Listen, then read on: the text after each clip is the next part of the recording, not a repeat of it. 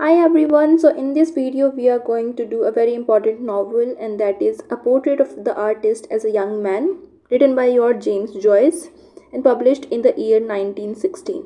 Okay, तो पहली चीज़ जो हम हमेशा करते हैं about the author, James Joyce was born in Dublin Ireland में। प्लस इन्होंने लिटरेचर एंड लैंग्वेज में एक्सेल कर रखा है। इन्होंने रिजेक्ट किया था कैथोलिसिज्म को। हम देखेंगे कि यूज़ करते हैं स्ट्रीम ऑफ कॉन्शियसनेस स्टाइल को, रिच सिंबलिज्म रहेगा और थीम क्या रहेंगी, Irish identity, exile and religion and personal freedom. ये इनकी वर्क्स में हमेशा आपको देखने को मिलेगा।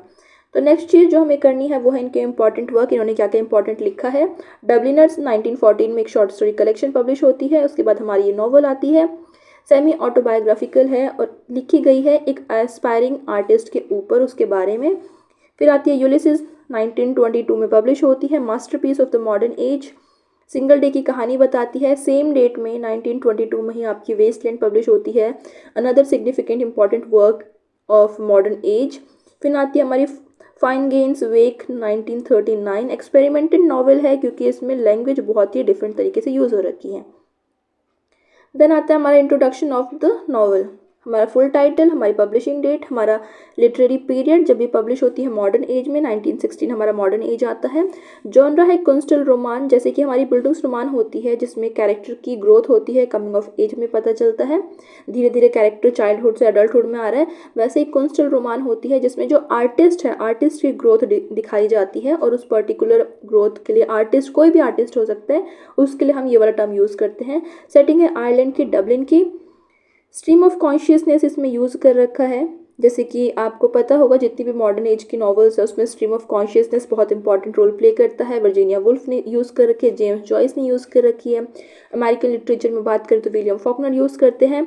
प्लस इसमें यूज़ हो रखी है फ्री इनडायरेक्ट स्पीच, जो कि जेन ऑस्टन ने स्टार्ट करी थी और गोइते हमारे जर्मन राइटर हैं उन्होंने। सेमी ऑटोबायोग्राफिकल में लिखी हुई है ये नॉवल।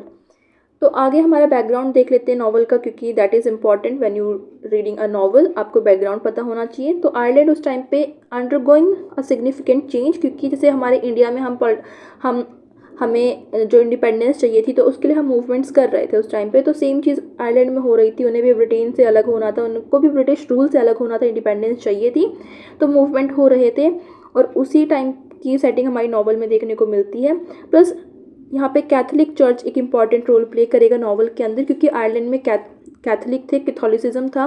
जो ब्रिटेन थी वो प्रोटेस्टेंट फॉलो कर रहे थे, तो नॉवल में भी आपको ये देखने को मिलेगा। आगे आती है हमारी कैरेक्टर्स के नेम। कैरेक्टर हमारे पास है स्टीफन। स्टीफन हमारा हीरो है, ठीक है, ये आपको पता होना चाहिए। जो कि अभी इसकी जर्नी दिखाई जाती है, कैसे वो चाइल्डहुड में था और कैसे कैसे वो आगे बढ़ता है। प्लस इसमें दिखाते हैं कि उसका जो लॉन्ग फेज है, इस स्टीफन के ऊपर हमारी जो नॉवल है पूरी बेस होने वाली है। प्लस इसमें दिखा रखा है कि कैसे जो नॉवल की स्टार्टिंग होती है वो, और जैसे स्टीफन स्टार्टिंग में चाइल्डहुड में बिल्कुल बच्चा है छोटा सा, तो उसके साथ साथ हमारी नॉवल भी ग्रो करेगी। स्टार्टिंग की लैंग्वेज नॉवल की काफ़ी ज़्यादा बच्चों जैसी है, इसमें जो वर्ड्स है वो बच्चों वाले जो बच्चे यूज़ करते हैं, चाइल्डिश वर्ड हैं। और जैसे जैसे स्टीफन बड़ा होगा वैसे वैसे हमारी जो नॉवल की राइटिंग स्टाइल है वो रिफ़ाइन होती चली जाएगी, उसकी लैंग्वेज रिफ़ाइन होगी, उसका स्ट्रक्चर रिफ़ाइन होते चला जाएगा। और लास्ट में जब स्टीफन अडल्ट हो जाएगा उस टाइम पे देखेंगे नॉवल के एंड में कि नॉवल भी हमारी मैच्योर हो चुकी है, रिफ़ाइन हो चुकी है, लैंग्वेज जिस तरीके से यूज़ है नॉवल में वो रिफ़ाइन हो गए हैं। फिलोसॉफिकल टच आ गया है उसके टोन में, उसकी लैंग्वेज में, जिस तरीके से स्टीफन बोलेगा। नेक्स्ट कैरेक्टर है हमारा साइमन डिडालिस। साइमन कौन है? वो हमारे स्टीफन के फादर हैं। ये एक मेडिकल स्टूडेंट हुआ करते थे और स्ट्रॉन्ग सेंस है इनके अंदर आयरिश नेशनलिज्म को लेके। सेंटिमेंटल रहते हैं अपने पास्ट को लेके, क्योंकि पास्ट वो बीत चुका है।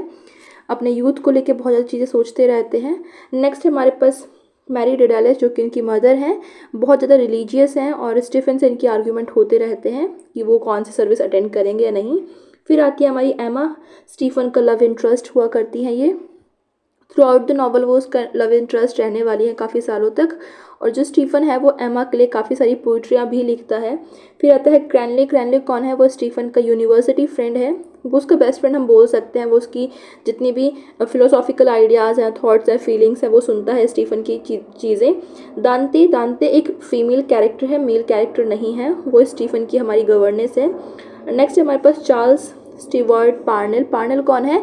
ये उस टाइम पे मैंने बोला ना जो बैकग्राउंड चल रहा था उस टाइम पे हम देखते हैं कि आयरिश पॉलिटिकल लीडर हैं जो कि एक्चुअल में एक कैरेक्टर नहीं है नॉवल के अंदर, लेकिन इनकी जब डेथ होती है तो वो बाकी के कैरेक्टर्स को इन्फ्लुएंस करते हैं। ये एक पावरफुल पार्लियामेंट्री पार्टी के लिए एक लीड कर रहे थे ताकि जो आयरलैंड है उसको फ्रीडम मिल सके ब्रिटेन के अगेंस्ट में। ऑलराइट, तो ये थे हमारे कैरेक्टर्स। अब शुरू करते हैं अपनी नॉवल को। मैं इनको इरेज कर देती हूँ। बस ये 4-5 कैरेक्टर हैं जो आपको याद रखने हैं। और नॉवल बहुत सिंपल, इतनी कुछ हार्ड नहीं है। बस इसमें स्टीफन का जो ग्रोथ है वो दिखा रखी है, उसकी ग्रोथ होगी और उसकी ग्रोथ के साथ साथ कैसे वो एक आर्टिस्ट बनेगा, कैसे उसके बीच में उसके जर्नी के बीच में कॉन्फ्लिक्ट आएंगे। कभी रिलीजन कॉन्फ्लिक्ट आएगा, रिलीजन हो सकता है, कैसे जो सोसाइटी वर्क कर रही है वो। तो स्टोरी शुरू होती है, हमारी फर्स्ट सीन दिखा रखा है जहाँ पे जो स्टीफन है वो एक इन्फेंट है, छोटा सा बच्चा है और अपने पापा की, अपने फादर की एक फेरी टेल सुन रहा है जो कि नॉनसेंस है बिल्कुल, उसमें कोई भी हाथ पैर नहीं है, कैसी भी कहानी वो सुना रहे हैं और स्टीफन उसको सुन रहा है। स्टीफन की मेमोरीज हैं और थॉट्स हैं वो मिक्स होते रहते हैं। कभी उसे लगता है उसकी मेमोरीज में आती है एक विमेन जो कि कैंडी सेल किया करती थी स्ट्रीट्स पे। कभी उसे अपनी मदर का वार्म जो स्मेल है अपनी मदर की वो याद आती कि वो कितनी अच्छी स्मेल किया करती थी। ये सब चीज़ें उसे याद आती हैं। बीच में हमें पता चलता है कि उसकी एक नेबर है जिसका नाम एलिन है और स्टीफन बोलता है कि वो उसे बड़ा होकर वो उसे शादी करेगा। तो यहाँ पे जो कैरेक्टर्स दिखा रखे हैं, अब यहाँ पे एक कॉन्फ्लिक्ट ये होता है कि जो दानते हैं, जो गवर्नेंस हैं स्टीफन की, ये बहुत ज़्यादा, ये जो दानते हैं ये बहुत ज़्यादा रिलीजियस पर्सन थी। और क्योंकि स्टीफन की फैमिली, ये सारे कौन है, ये सारे हमारे कैथोलिक हैं। और ये जिस लड़की के लिए बोल रहे हैं कि वो बड़ा होकर शादी करेगा जिसका नाम एलिन है, EILEEN, ये एक कैथोलिक फैमिली से बिलोंग करती है। तो यहाँ पे दांते बोलती है कि अगर वो ऐसा इसने बोला है, सोचा है, तो ये भी एक सिन है। अगर वो अपोलोजाइज नहीं करेगा तो उसकी आंखें जो है वो ईगल निकाल देगी, ये सब कर देगी। तो वो बहुत रिलीजियस यहाँ से स्टोरी शुरू हो रखी है क्योंकि एक कॉन्फ्लिक्ट दिखेगा कि रिलीजन किस तरीके से रोल प्ले कर रहा है किसी भी पर्सन की लाइफ में। आगे हमें पता चलता है कि नेक्स्ट सीन होता है और नेक्स्ट सीन में हम देखते हैं कि जो स्टीफन है वो थोड़ा सा बड़ा हो चुका है।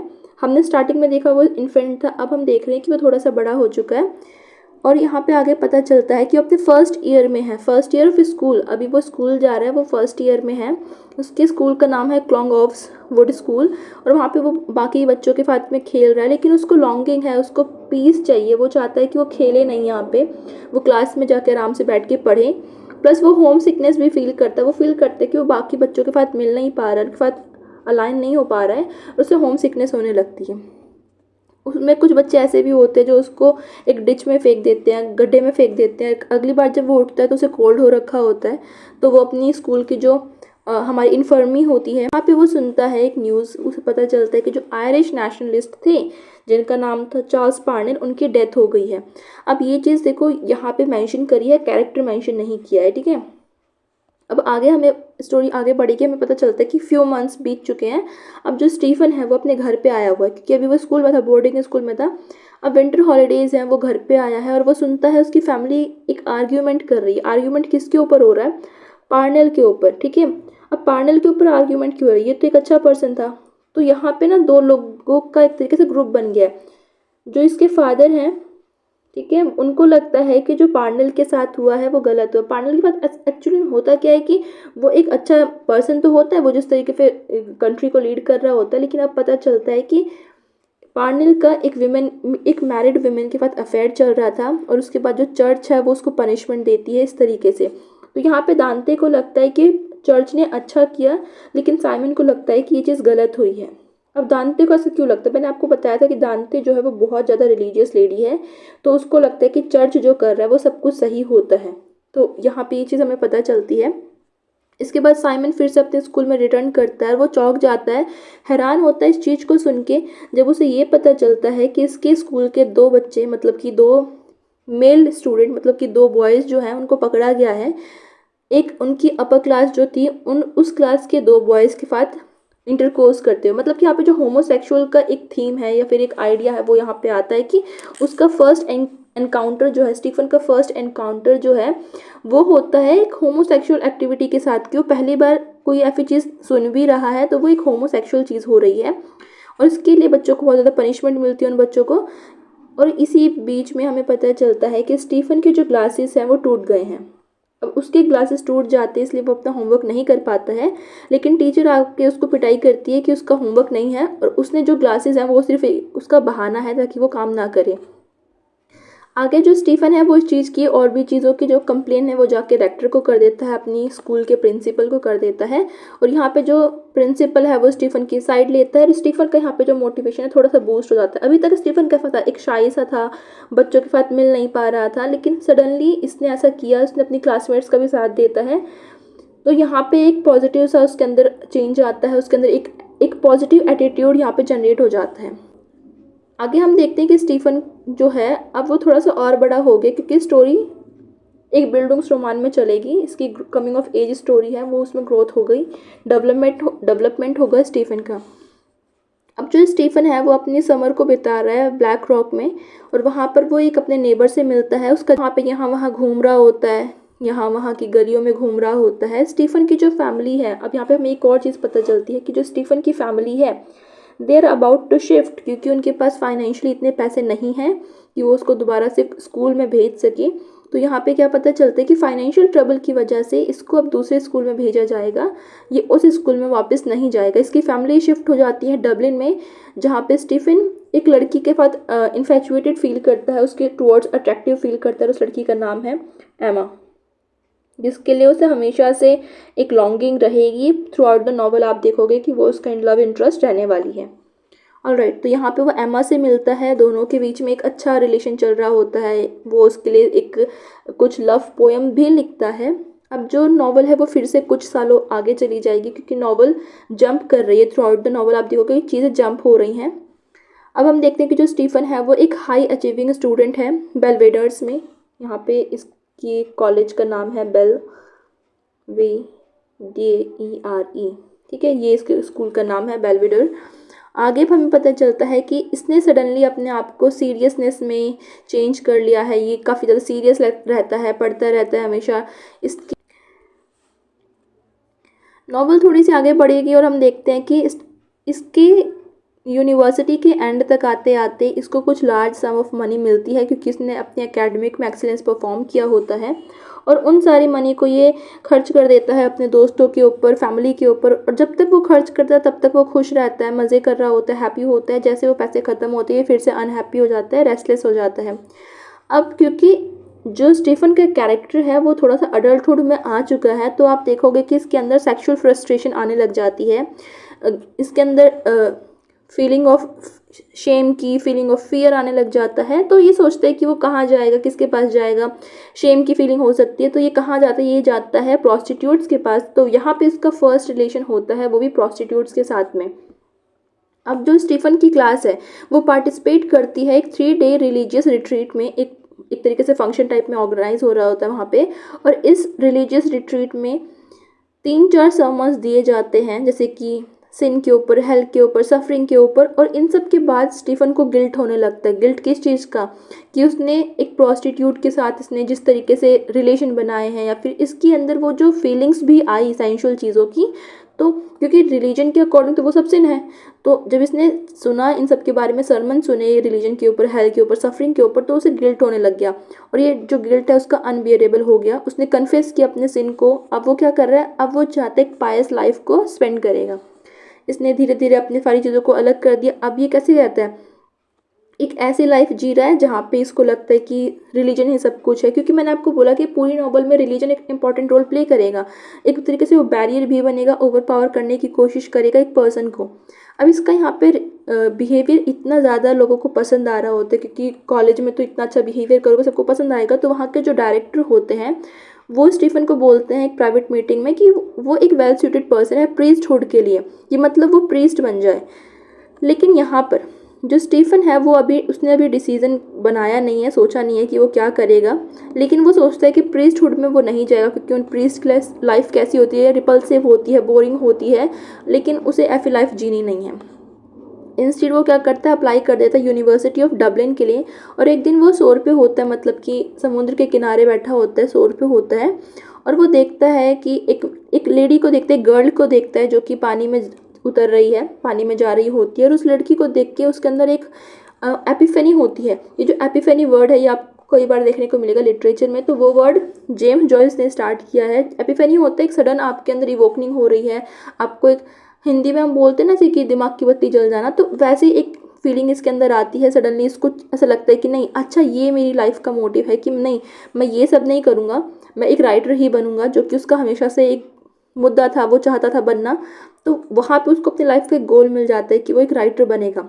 नेक्स्ट सीन में हम देखते हैं कि स्टीफन कैसा है, एक कॉन्फिडेंट है, वेल रिस्पेक्टेड स्टूडेंट है अपनी यूनिवर्सिटी के अंदर। वो अपनी क्लासेस को स्किप करता है, यहाँ वहाँ अपने दोस्तों के साथ घूमता है, लेकिन उसने अपनी एक थ्योरी बना ली है एस्थेटिक की, उसने अपनी खुद की थ्योरी डेवलप कर ली है एस्थेटिक्स की। इसका अकेला फ्रेंड क्रैनली, जिसकी हमने बात करी थी, यूनिवर्सिटी फ्रेंड है, यहाँ पे वो भी उसकी उन थ्योरीज को सुनता है, या फिर ये जितनी भी चीज़ें बता रहा होता है वो उसको सुनता है।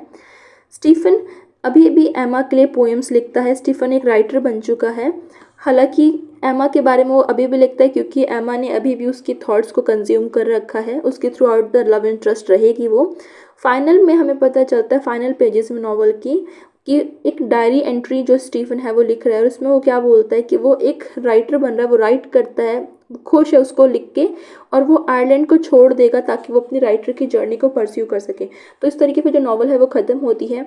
अगर मेन प्लॉट देखें तो बस स्टीफन की जर्नी हो रही है, कैसे वो पहले स्कूल में जाता है, लव सिकनेस होती है, वो घर पे आता है, उसे पता चलता है कि पार्टनर की डेथ हो गई है, फिर से वो स्कूल जाता है, अब वो अडल्ट है तो उसका एक सेक्सुअल इंटरकोर्स होता है, वो भी एक प्रोस्टिट्यूट के साथ में, ठीक है। तो उसके बाद उसे गिल्ट होता है, उसके कॉलेज में कुछ फर्स्ट फेस्टिवल ऑर्गेनाइज हो रहा है, वहाँ पे उसे पता चलता है सिन के बारे में, गिल्ट के बारे में। तो उसके बाद वो सोचता है कि मैं प्रीस्ट बन जाऊँ, माइंड में आ जाता है उसके। फिर सडनली उसको एक गर्ल दिखती है शी शोर के पास में, और तब वहाँ पे उसको एपिफेनी की फीलिंग आती है कि नहीं, मेरा रियल मोटिव क्या है लाइफ में, कि वो एक राइटर बनना चाहता है। लास्ट में वो राइटर बन जाता है और वो यहाँ से छोड़ के चला जाता है, इस कंट्री को छोड़ के चला जाता है। तो ये नॉवल यहीं पे ख़त्म होती है, and I will see you in the next video. Bye bye.